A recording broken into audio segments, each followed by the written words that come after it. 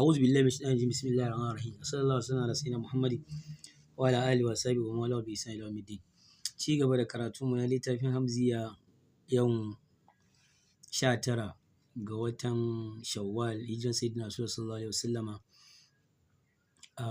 Yau muna Litinin ko? 19 yau Talata 19 ga watan Shawwal hijiran sayyidina Rasulullah sallallahu alaihi wasallama 1447 wanda ya daidai da 7 ga watan 4 miladiya 2026. Ci gaba da karatun mu na littafin Hamziya yau za mu tashi kan shafi na 29. Karatun mu na baya mun tsaya kan shafi na 28. Muna roƙon Ubangiji abin za mu karanta Allah ya mana dace. Kusakurai kuma aljizance da alin koyo Allah ya yafe mana baki ɗaya. Karatun mu na baya mun tsaya karkashin shafi na 28 inda al-Imam al-Busairi ke cewa wa samahna bima nuhibbu faqad yasma'u inda daruratil bukhala. Yau kuma za mu tashi kan shafi na 29 ci gaba inda yake cewa ya abul qasim alladhi dhimna iqsami alayhi madhun lahu wa thana'u. Ya abul qasim, ya baban al-qasim, alladhi wanda dhimnu iqsami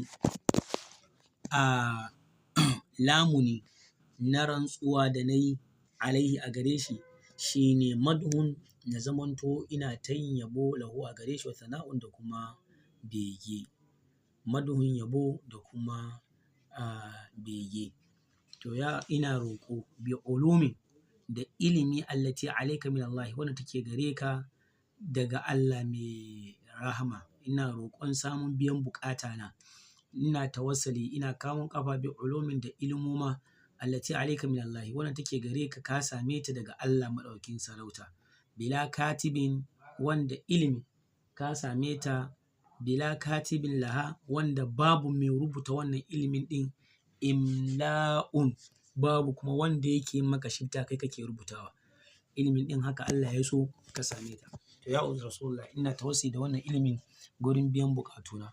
Wa masiru saba ina tawassuli da kuma tafiyan nan na iskan asaba iskan gabashi wanda take zuwa bi nasrika wanda take zuwa da nasara a gare ka shahran na tsawon wata wanda take tafiya ta razana abokan gaban da za ka yi musu hari tun wata da zuwanka. Faka annas saba ladaika ka ce asaba saba ita wannan iska na su bayan ladaika gare ka ce ruha'un iska ce ta Annabi Sulaiman wanda take mai biyayya da da'a. To hakan ne ita wancan saba din. Har wa yau ya Rasulullah ina tawassuli wa Ali ina kamun ƙaba da Aliyu lamma lokacin da tafalta kai tofi bi ainihi a idanuwan shi biyu wakiltahuma alhalin su biyun gabaki ɗaya sun ma'an baki ɗayan su sun kasance ramda'u suna masu ciza ranar rashin lafiya. Fagada sai ga idanuwan nan guda biyu sun waye gari sun koma sun zamanto nadiran yana kallo bi ainai uqabin fiye da kaifin ido na gaggafa. Fi gazatin ya Rasulullah kai mai wannan addu'an ne a wata yaƙi wanda al'uqabu baƙin mayafi liwa'un laha ya kasance shine tuta na wannan yaƙin din. Har wa ya Rasulullah wa bi raihanataini ina kamun ƙafa ina tawassuli da jika da baɗaɗiyanka guda biyu wanda ɗibuhuma minka ƙanshin jikinsu ƙanshi ne daga gare ka allazi da'at humaz zahra'u wanda aka ba da ajiyansu ga Nana Zahra'u ko kuma wa'anda Nana Zahra'u ta haife su. Kunta ka kasance Rasulullahi tu'wihima kana tattaro su ilaika izuwa gare ka kamar yadda al-ya'u harafin ya'u wat tattaro al-khatti nuqtataiha zane na digonta guda biyu kowane lokaci a gansu a tare a ƙarƙashinta ba su rabuwa da ita.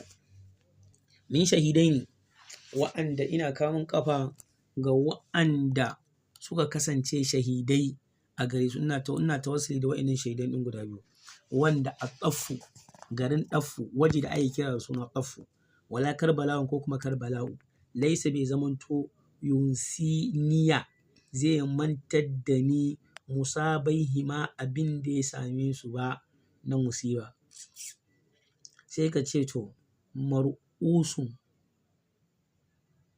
wa'anda ake shugabanta